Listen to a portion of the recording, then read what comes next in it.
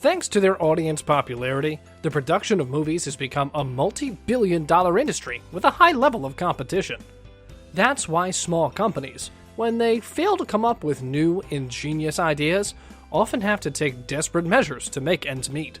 You've probably heard about cartoon ripoffs, bad copies of original animations.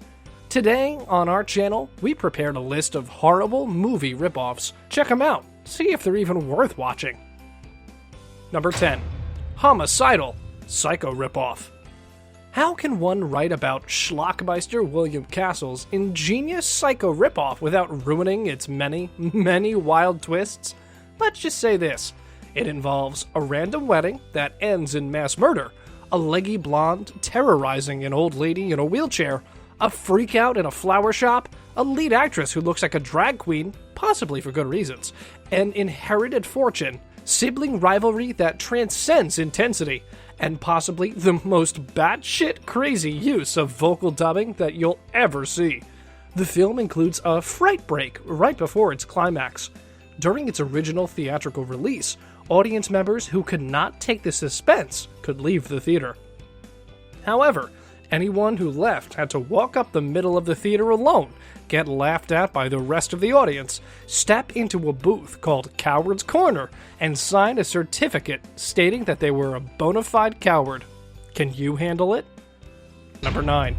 Abbey The Exorcist ripoff. Abbey doesn't need a man. The devil is her lover now, screamed the posters for this blaxploitation adaptation of The Exorcist, 1973.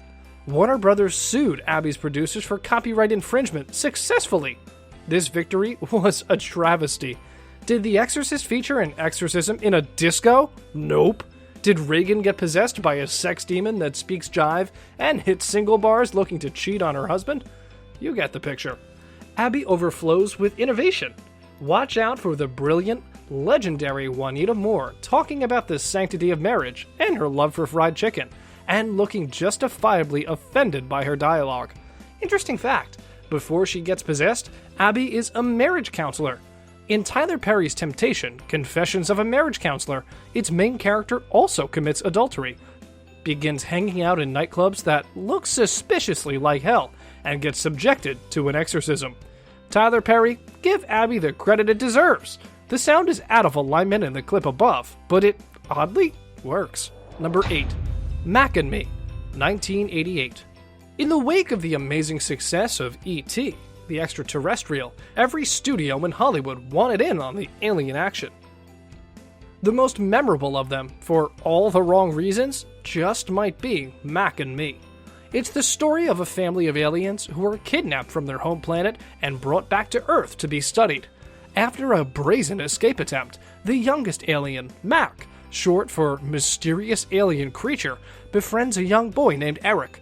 Yep, it's as blatant of a ripoff as it sounds, but with none of the sincerity of the Spielberg classic. Oh, and it's so full of product placement that it may as well have been a commercial for McDonald's and Coke. Possibly aware that they have something less than a classic on their hands, the makers of Mac and Me have cut their losses by making the film into a kind of a cinematic billboard. All space is for sale. Number 7. Lily Cat. If you thought you were going to go 1 week without hearing us talk about anime, think again. Featuring characters designed by legendary Final Fantasy artist Yoshitaka Amano, Lily Cat's plot might sound more than a little familiar. A crew of people working for an intergalactic mining company awake from cryogenic sleep and start dying off one by one due to a mysterious alien invader. The ostensible culprit here is a strange bacteria that can mimic the form of various crew members, but the real villain is whoever approved the horrendous English dub. These bored-ass voiceover actors talk about things like murder, suicide, and the nightmarish chameleon beast hiding among them, like they're reading the iTunes Terms and Conditions agreement. And just in case you were wondering, yes, there's a robotic cat that secretly takes control of the ship and makes it a horrible alien ripoff of all the times. Number 6. Kathy's Curse, The Exorcist, The Omen, Audrey Rose, The Bad Seed ripoff. If you fed a cat the plots of Exorcist, Omen, Audrey Rose, and The Bad Seed, a sugar cube covered in acid and an Alka-Seltzer tablet, and then videotape what went on inside the cat's head for an hour and a half, you'd probably have a film that strongly resembled Kathy's Curse. A family moves into the mother's ancestral home, which has hideous 70s wallpaper treatments. Daughter Kathy becomes obsessed with a dirty old doll that belonged to the mom's sister, who died in a car accident at a young age. Soon, the dead aunt, who apparently had one hell of a dirty mouth on her and hated women, possesses Kathy. She also gives Kathy powers to make food rot, to inspire her mother to hallucinate that she's in a bathtub, and to throw old ladies out windows and poison dogs.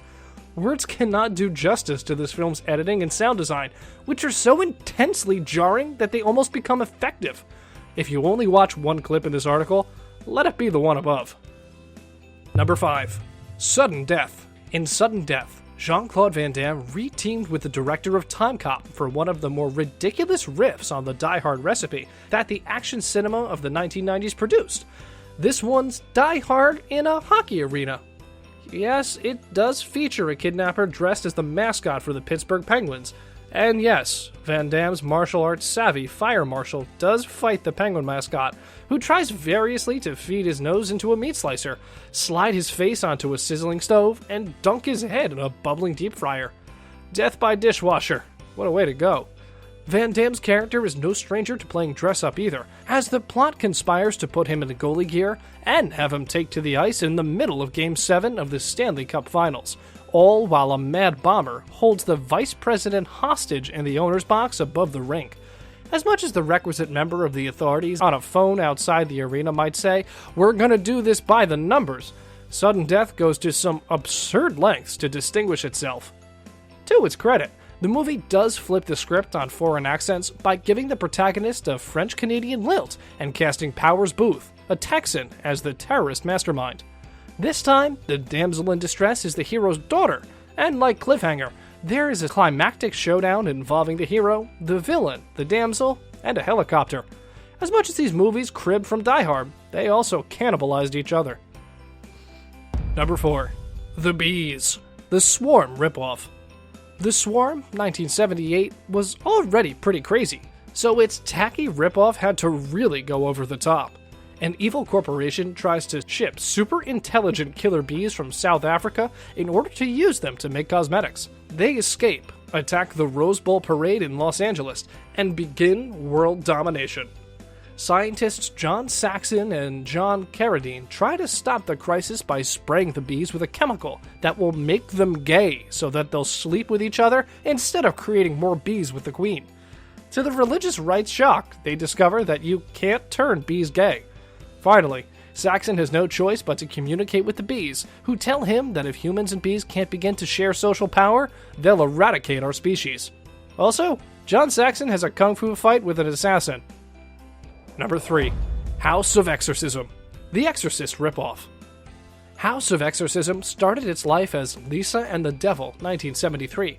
Mario Bava's gorgeous, lyrical, oddly romantic masterpiece about a woman, Elke Summer, trapped in a gothic castle with a twisted family, an unhappy couple, a bunch of mannequins, and a butler who may or may not be the devil, Telly Savalas. The film's producer, Alfredo Leone, thought that the off-kilter, leisurely pace affair would fail with audiences and that it needed to copy The Exorcist. After production completed, Leone brought back Summer to shoot scenes in a hospital in which the glamorous star swore like a sailor, vomited frogs, flew across rooms, and harassed a priest, played by Robert Alda. He then juxtaposed those scenes with scenes from Lisa and the Devil, creating an utterly incomprehensible but riveting whack job of a film. It shockingly made a ton of money.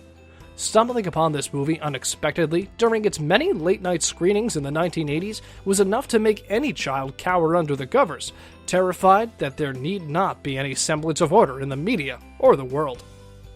And with that, it's now time for today's subscriber pick. Today's photo was sent to us by one of our subscribers, so if you come across a photo online and want to know more details about it, just send it on over to us. We might even feature it on a future video. Number 2. The Buzz Identity vs. Toy Story. Well, the Buzz Identity isn't a remake, it's a kind of funny crossover between Buzz Lightyear and The Bourne Identity, created by Warner Brothers. People usually think that The Buzz Identity is a Chinese spoof of the original Toy Story, But they're mistaken, since both cartoons are originally from the same country. Number 1. The Toy, 1976 versus The Toy, 1982. Everyone's probably seen this French film starring Pierre Richard. It's about a boy whose wealthy parents decide to give him a new toy, a human. We can see that the relationship between the boy and the toy turns into a friendship and changes the child. The IMDb rating for this film is 7.5 out of 10. The film was reshot in 1982 and turned from drama into pure comedy.